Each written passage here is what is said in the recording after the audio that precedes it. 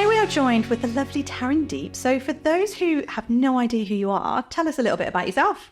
So I am content creator and social media consultant. So I work with female small-led businesses that are struggling to be visible online. And there is two parts in my business. So I do content creation covering events, workshops and behind the scenes of the business.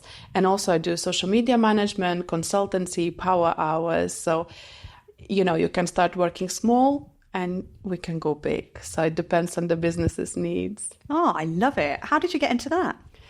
I think it was a journey to it. I was working as a business consultant and personal assistant to the director of the company.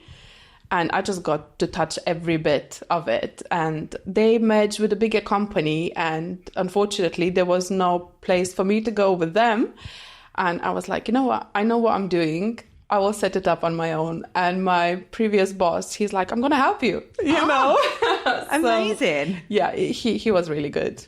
Oh, I love it. So tell me a little bit about the journey of actually setting up by yourself then, because it's quite scary in one way, isn't it? Exciting, but a bit scary. The imposter syndrome kicks really hard. Yeah. It's like... It's not just our industry that we get imposter syndrome and then...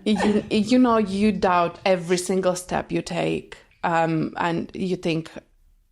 especially with the social media, you get overwhelmed seeing big accounts and big people, talking all the things that you hear first time. And then you're like, who's going to work with me? In the beginning, we all have that question in our heads. So I think, it was a journey, but I had really good circle around me, people that started their businesses, been in business for a while, and anytime I have a question, I can help me out. What do I do? And you have to have that circle. You've got the support network. You need to have it. You need to have it before setting. I love this. We've been banging on about this ever since we've started this podcast, really, on how important it is to surround yourself with the right people. Yeah. So going from an employed job then into creating what is this now amazing business and that imposter syndrome bit, how did you kind of tackle? Because I've certainly found sometimes when you've got more knowledge on something. Yeah. So my background was corporate as well. Yeah. And then I know when I launched into going self-employed, I'd been working with massive brands. So I was like, yes, let's just go all in and create everything to the ridiculous level. Yeah. Very quickly realised I did not need that when I was first starting out. How did you find that journey? Because I imagine there's a little bit of similarity. I'm working with the small businesses. So they either starting up, setting up from scratch, or they've been in a business for a while, but, they need to outsource at the moment. So they are in the pivoting moment. And sometimes it's very difficult. Mm-hmm. It's very difficult. And that employed mindset sometimes still kicks in because I don't come from the business background. The whole generations in my family worked for somebody. Mm-hmm. So I'm the one that breaking the ceilings, and you have to work on yourself. You really do. Yeah. What are some of the things that you do regularly then to help you work on yourself? Podcast is one thing. Yes. It's really helpful to see the other businesses struggling with the same things, actually. Having the friends and family, that support network circle around you helps to understand that, okay, we're all dealing with the same things in just the matter of the scale that we're dealing it on. So podcast, I'm doing a lot of trainings. So just working on self-development as well as the business development. If I don't grow, my business won't grow. That's my motto, to be in the business. I need to grow because my business so far is depending on me. Yeah. And is that something that you knew right from the outset, or is that a lesson that you'd learned? No, it is a lesson. It is a lesson. And I think that imposter syndrome, it's always breathing on the neck. And I was like, how can I back myself up? So I get into the training, this year I'm doing 4 certificates. So I'm backing up myself in different levels, in different aspects in the business. And I think that helps me to understand that I have the knowledge. I just need to go through it and, put it in my work. Yeah, I love that. It's very similar to people in our industry going after that CPD badge quite a lot, isn't it? But we certainly find that it's a little bit, the balance isn't quite right.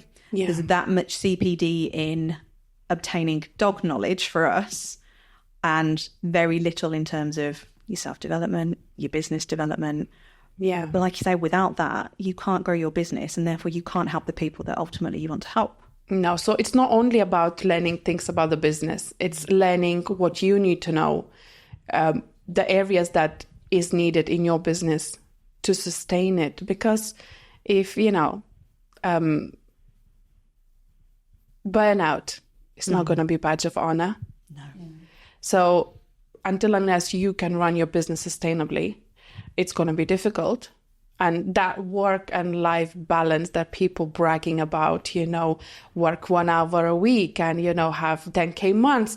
It's like such a fluff that I can't stand it. It's the biggest ick that I have on social media is people not showing the real work that goes into the setting up the business.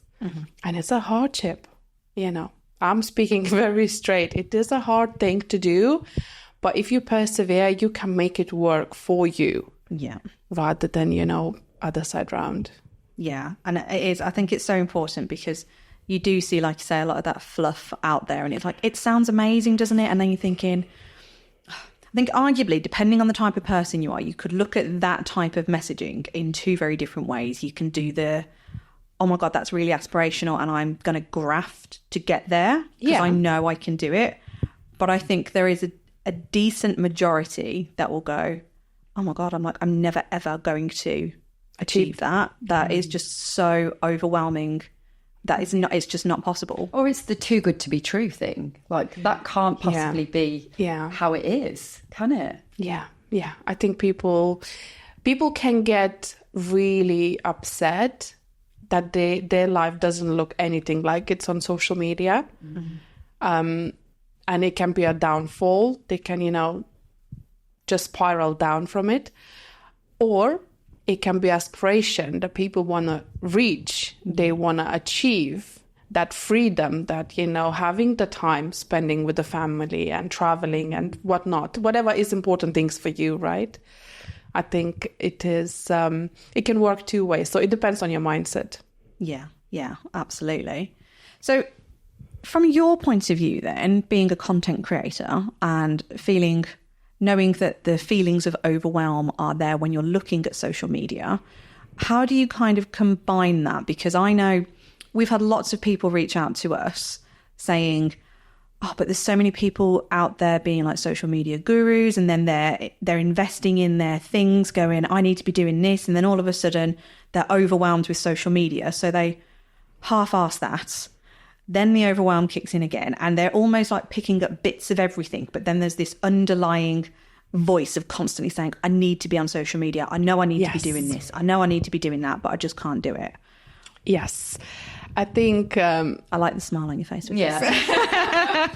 Speaking with your audience, I think it's important to give an example. Yeah. And I was thinking about it. If you imagine social media being as a playful puppy. Oh. And it's full of energy and always wanting attention. That is the social media. And the more you give attention, the more you lose the time, right? So it can be overwhelming and it's constant pressure to post, to engage, to do this, to do that, certain hours, 5 times a week, 3 times a day. Like, who has time for that? Yeah. There is other aspects of the business rather than just sitting on the social media. So you have to find out what works for you. That's the best advice that I can give. Yes, it is important. If nowadays social media is used as a search engine to see if the business is real. Yeah. If you're not on Instagram, if you're not on Facebook, if you're not on LinkedIn, then where the hell are you? Yeah. That means, are you even exist? because anyone can slap a website, right? But people being scammed. So if you have a socials and you show your face and you speak to people, that is your social proof. That is the importance that people can find you. Yeah, it's true, isn't it? I've definitely researched companies before if I want to work with them.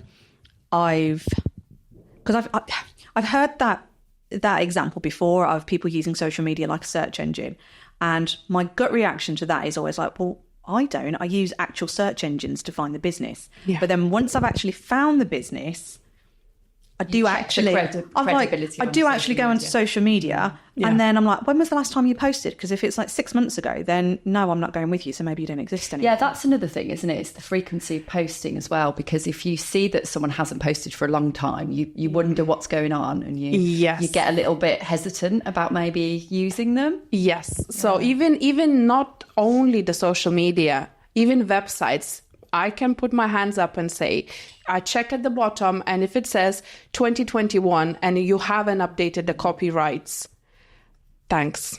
It's a bit of a red flag, yeah. It's a buy. Oh, it's interesting, isn't it? Yeah. All the attention to detail that you have to have. How much you don't really think about the things that you naturally do every day when you're researching somebody.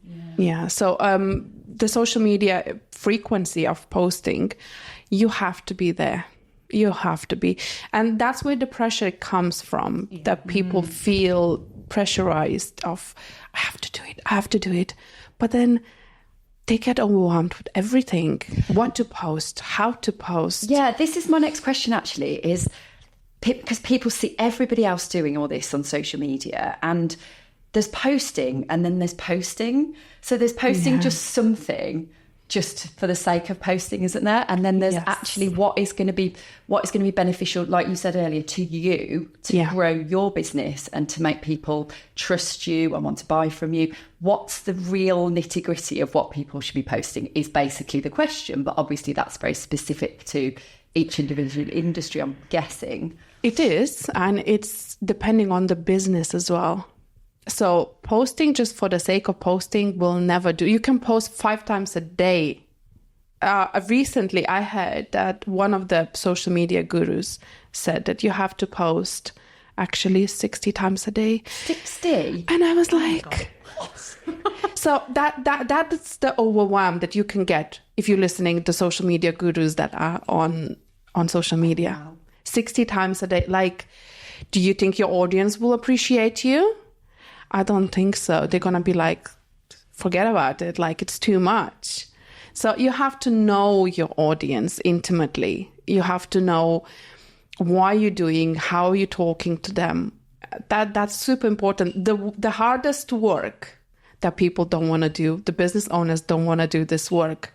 Mm-hmm. Ideal client work and your messaging, this is super important.